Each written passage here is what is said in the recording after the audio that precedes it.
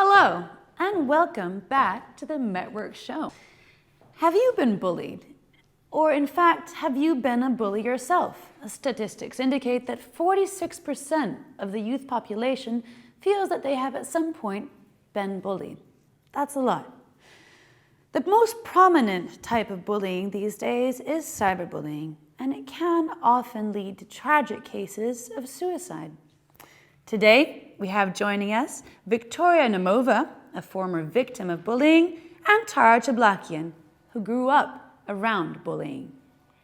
But before we begin, let's take a look at this report.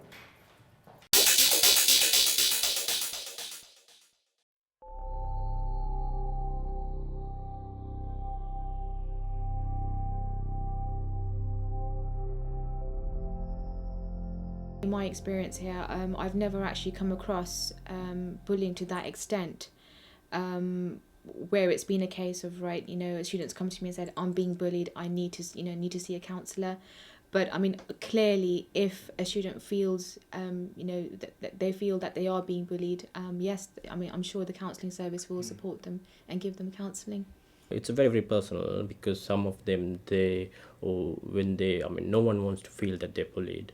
Okay, it's a very, very bad feeling that someone can get, So the best thing is if someone is bullied, they need to go and get the professional advice, especially from a counselor, rather than thinking about it. You get depressed, and it can be a bad mental state if you think too much about it. I think it depends on the individual.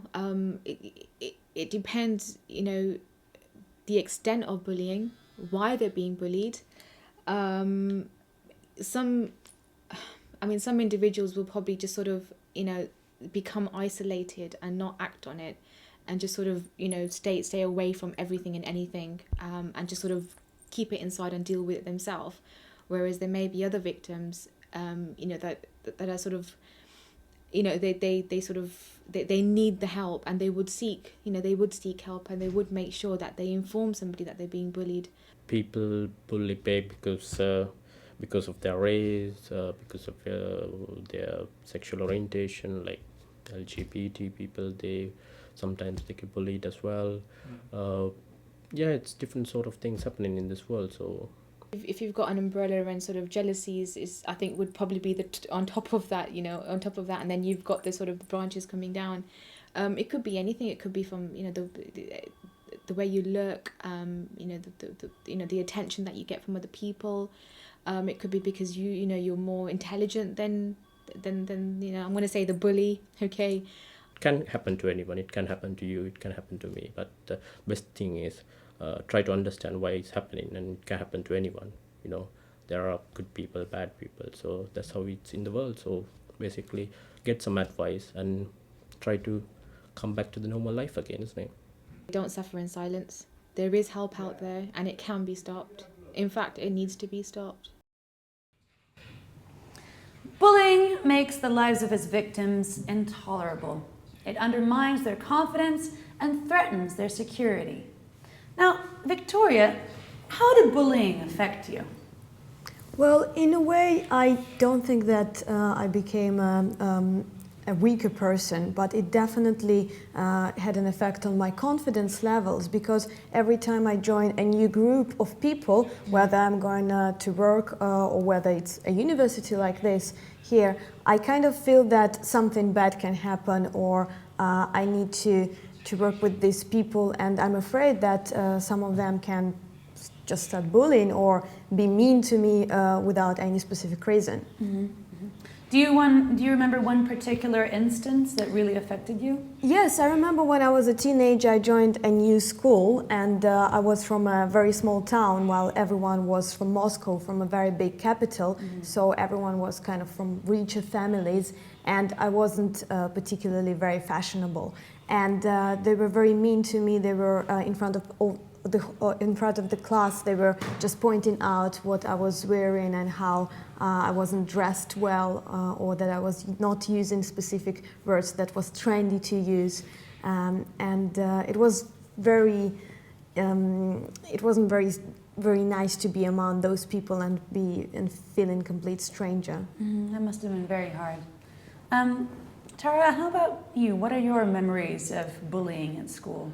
I wasn't bullied a lot, but I do remember a lot of people would make fun of my race, and I was quite chubby, which a little stuff were thrown about that, and yeah, but it wasn't very vicious. It didn't really affect me.